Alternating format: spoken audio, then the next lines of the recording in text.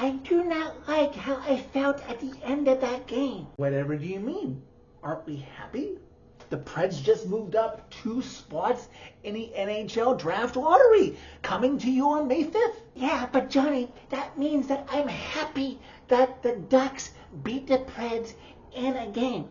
With the history of these two teams, I do not like having to say that in my brain or out loud for anyone to hear. Before you fly off the handle, Johnny, take a deep breath. Ha, ha, ha, ha. Does someone somewhere have a voodoo doll collection of this roster? As always, not helping.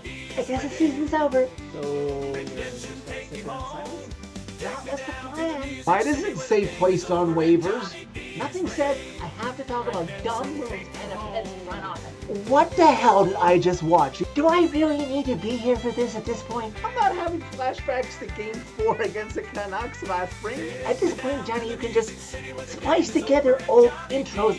Cutie intro. Redemption take you home. Preds lose 5-4 to the Anaheim Ducks in the regular season finale because there will be no Preds games after tonight, Thursday evening inside Bridgestone Arena. For anyone new to Preds fan reactions, this is now the conclusion of Season 7 that I have been reacting to every Preds game during the regular season and sometimes that they make the playoffs. That coming into this last day of the regular season, playoffs starting for teams who actually qualified come Saturday and then Sunday for their first games.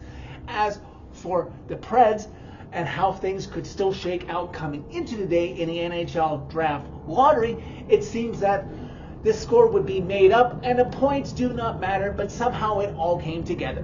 What you need to have in mind before I break down this game is that the Preds had the 12th best lottery odds to jump up and get somebody good. They couldn't jump up to first because you had to be 11th or higher in terms of being bad, but we'll get to how things shook out for the Preds. I was a little concerned about how things might break down for the Preds in the NHL draft lottery because the Preds didn't get help from San Jose, who actually got up 2-0 in Chicago on Wednesday night, but then went on to lose, ensuring that San Jose would be higher. But some good news on the out-of-town scoreboard. But first, the Preds game.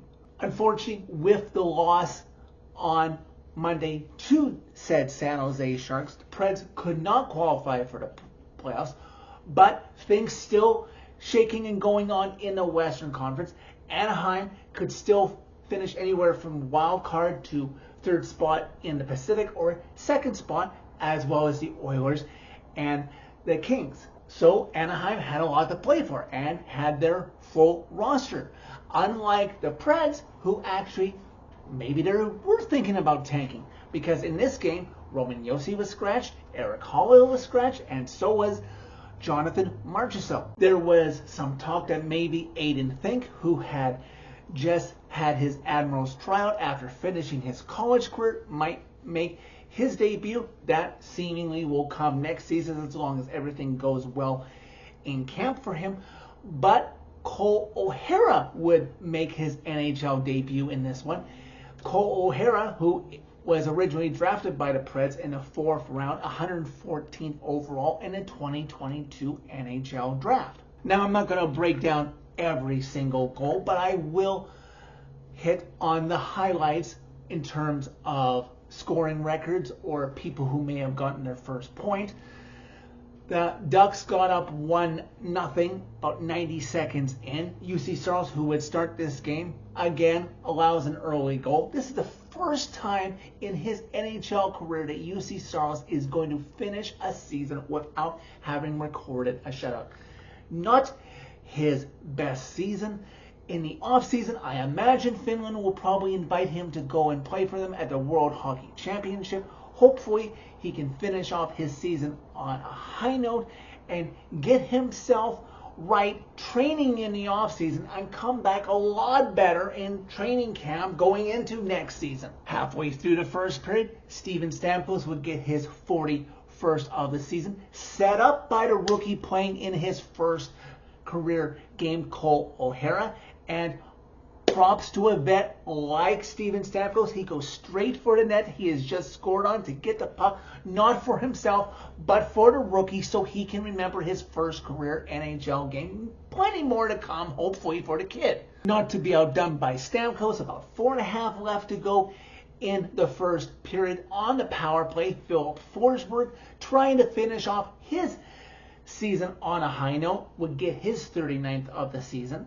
Ducks, like I said, still having something to play for, would bookend the first intermission. Heading into the first intermission, Jackson Lacombe would tie it late at 2, and then 4.5 into the second period, Alex Killorn, on a shot that I saw many of you saying on X that you thought Saros should have had. I got stuck watching the Ducks feed, and even they admitted that they think that Brady Shea might have screened Saros, so they weren't faulting at all. So at least from the angle I saw, yes, not Saros' greatest game overall, but on that 3-2 goal, not his fault. Preds trailing once again. Fast forward to just over 5 minutes left to go in the second period.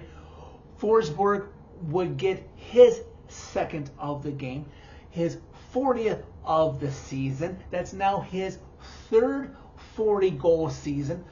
Preds have tied this game at 3, and not to be outdone, under a minute later on the power play, Steven Stamkos with his second of the game, his 42nd of the season. He's improving his trade value. Say somebody wants to call the new GM, who will eventually be named, hopefully not that long into the off season. So hopefully maybe there won't be any retention or very little of it. Preds 2 for 2 on the power play to that point in the game. They have the 4-3 lead after 2 periods, and going into that third period, I'm of two minds. Yes, I'd love to see Preds finish off the season on a high note. They're at home. Send the fans home happy on a win, even though they won't make the playoffs. But I'm thinking to myself also that, yes, San Jose did the Preds no favors by losing in Chicago on Wednesday night, but the Preds still have a chance to move up slightly in the NHL draft lottery and still give them a chance to climb into that top 3. In that third period, a period where the Ducks would outshoot the Preds 16-4. You could tell which team was ready to just get the game over with and get the offseason started, and which team was still having in mind the fact of playoff positioning. Just shy of 4.5 into the third period, there's a turnover in the Ducks zone. Ducks in transition going the other way. Mikael Granlund, the former Pred, because of course, turns on the booster, speeds by Justin Barron. The last game I want to see Justin Barron wearing Preds gold. Mikael Granlund races in there, gets a shot on Saros. This is goal that I'm about to describe is on Justin Barron and Saros, because Saros gives up the rebound on the initial save on Granlund's chance, and Tristan Lanoux comes in and taps it home to tie this game at 4. Tristan Lanoux, I just so happened to look that guy up because I had never heard of him before. That's his first goal of the season, but you know what is also embarrassing, considering how late into the season it is? That's his second career goal. Way to go, Preds defense. Way to go, Use. And then time passes by. 5 minutes into the third, and then halfway through the third, and we're getting later and later. We're pretty much into next goal territory. Under 5 minutes left to go in the third period. Under 4 minutes left to go in regulation. Preds defending in their own zone, and Tyson Joselis from the angle I got on the Ducks feed. High sticks Troy Terry.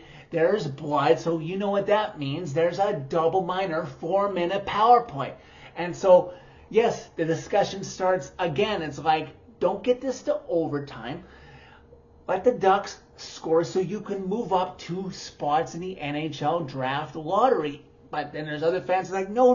We have to have some self-respect for our team. Let's kill off this penalty and win it in overtime or the shootout. But if you're a Ducks fan, who is watching this game, and if you find this fan reaction, I guess it's poetic justice, because a minute into the double minor, it is Mikael Granlund again with the primary assist, setting up the man who drew the penalty, Troy Terry, and with under 3 minutes left to go in regulation, the Ducks have that all-important 5-4 lead to help their playoff positioning. And I know how I just said the Preds only got 4 shots on goal in the third period as a whole. They pretty much weren't doing anything until late, because with Charles Poe, the Ducks almost let the Preds tie it late just as the horn sounds to end the game 5-4 Ducks. The Preds season is over.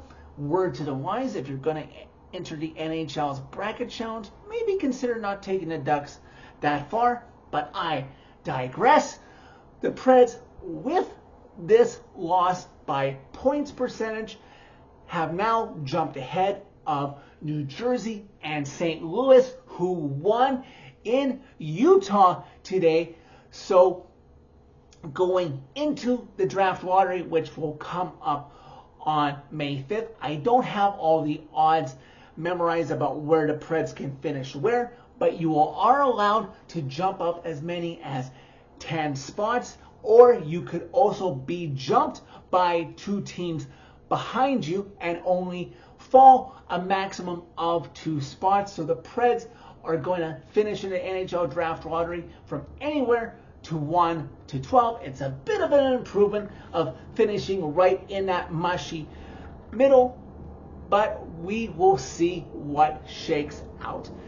In the meantime, before that draft lottery on May 5th, because they got such an early start on their GM search with Barry Trotz saying that he will retire, I would expect and hope a new GM is announced before the start of the second round, as the Preds continue to do interviews, now moving to more in person.